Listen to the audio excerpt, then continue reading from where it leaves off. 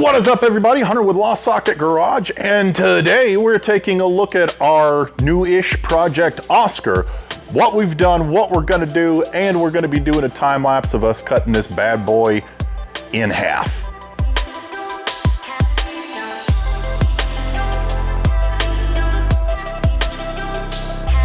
All right, this is Oscar. We picked Oscar. Ah! Oscar's on a jig and the tires aren't locked.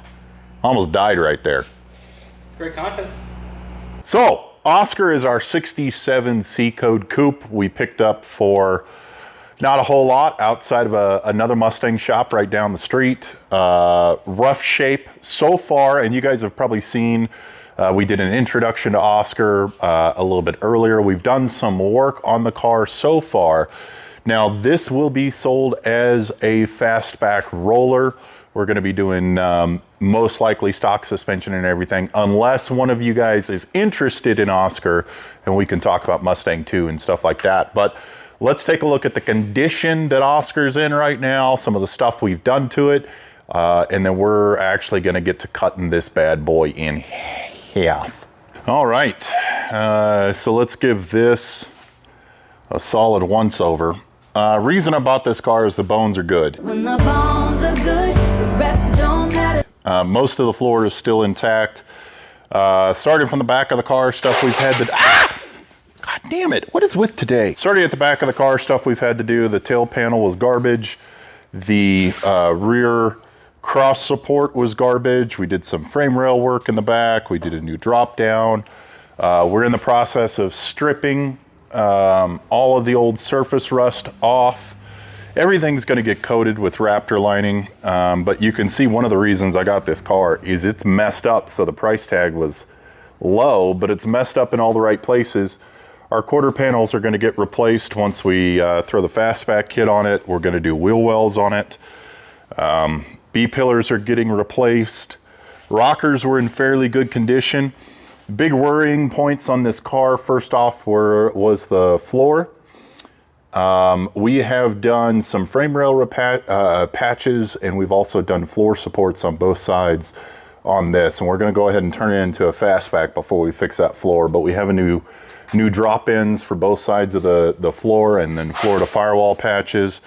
Need to do a little work on this cowl. Again, as you strip this car back more and more and more, you'll always find more and more issues. Roof is toast, but it's okay, we're not keeping that. We did some frame rail repair right here. This was actually buckling. Now, we've left this like this for now, just because we don't know who's going to end up getting Oscar, and if they want a Mustang 2 front end, this gets cut out anyway. So if we're doing a stock suspension on this, we'll end up, repatching and filling in this part. We've also done a brand new radiator support. We did a new battery tray, as is tradition. See a little bit of the floor support down there. So a lot of work to do on this car, but she's on the jig now. We're gonna have to do a torque box on the driver's side, but all of this upper structure, the quarter panel, the roof, the inner structure, B-pillars, all of that is coming off today, and we'll see how far we get in this video if we start putting it back together. But tell you what, it's not going to look like this when we're done.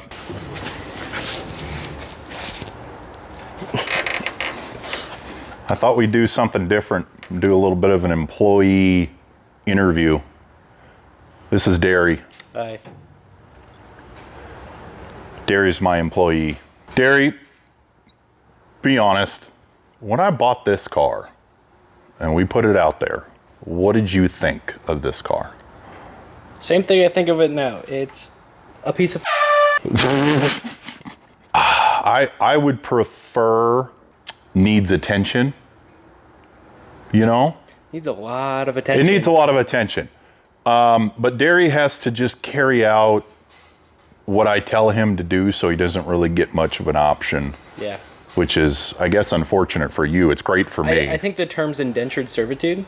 So we called this the green trash can. It doesn't really look green. It looked more green. It was green. It was green somehow. when we bought this car, so we called it the green trash can. And then it evolved into Oscar. Well, I gotta tell you, it smells just awful. Yeah, I know. That's one of the job perks. So just come around to the back door. The back door? Yeah. Always wanted to go in the back. Derry, you've done a lot of conversions. What's your favorite part of doing a conversion? Cutting them down, especially when nothing needs to be saved, because then I don't have to worry about nicking something I'll have to fix. It's just straight cutting it in half, tossing everything. It is a good feeling, just chopping the roof off of a car. I don't know what it is. It's almost like a primal instinct when you have a saw in your hand. Well, the good news is there's a lot that needs to be cut on this. Yeah. So, I'm just going to give you this and start the montage. Fun times.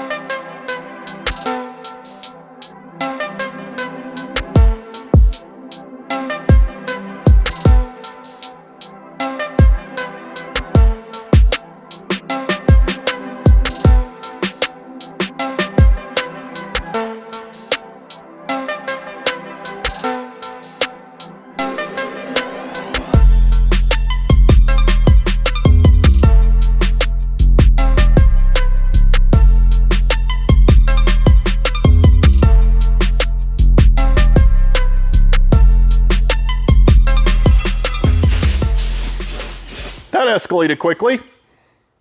Hi, Derry. Hi. That only took 2 minutes of time lapse. Makes sense. Yeah. It comes apart real quick. It goes back together much, much slower. So Derry has the roof off. Notice where he cut the roof, leaving the A-pillar assembly still intact. This way we can take off the rest of the coupe inner structure off of the A-pillar. And then typically what I do to get the rest of this roof off is I just make a cut. Make sure that you're not cutting through the inner structure. Well, I guess it really doesn't matter if it's coupe inner structure, but I typically make a thin cut right along here and then just pop this whole piece off. And then we're able to get the air hammer in and get off the rest of the old roof. There's gonna be lead lining right here at this seam that will melt out. But what else did we reveal? Man, that outer wheel well sucks. It's okay, that's getting replaced. You guys will see us replace the wheel well. This is a drop down, that's haggard. That's getting a patch. We already did that drop down. Everything else is looking normal. Ew. Derry, you missed a spider's nest. I'll torch it. Fucking ew. But yeah, so what Derry's gone ahead and done is we're gonna measure out the B-pillar. Now the B-pillar is getting replaced with the fastback one so that we don't have to do the patch right here. But we're gonna put the new B-pillar in exactly the same space to start with so that our door gap hopefully stays about the same, and then we work with the measurements at the back of the car. So we take the measurement from here. Now, if you guys watch our videos, we used to take the measurement from right here to the bottom of the A-pillar. but now we're actually doing it on the inside in this channel, just due to the fact that on average, these are cut at an angle going back that way, so it's kind of hard to measure, and these are always squared off. So 37 is our measurement, and we wrote it on the rocker right there. Derry's gonna keep cutting. Also, he's gonna come back through and take this stuff off of the inner wheel well. Most likely we're keeping the inner wheel well on this one at least. I'm not sure about that one. That one's toast. This one's toast? No, this one. Oh, that one. Oh, yeah, that one is toast. Okay, yeah, so we're doing a full wheel well there, and then hopefully just an outer here, but we're actually gonna take off this outer wheel well, wire wheel the inside of it, just so that we can see what the inner wheel well is actually looking like, because when you got 60 years of gunk, it can be kind of deceiving. There's a lot of surface rust, but we don't know if it's actually pitted the metal or anything like that. So lots more cutting to do. Let's get to it.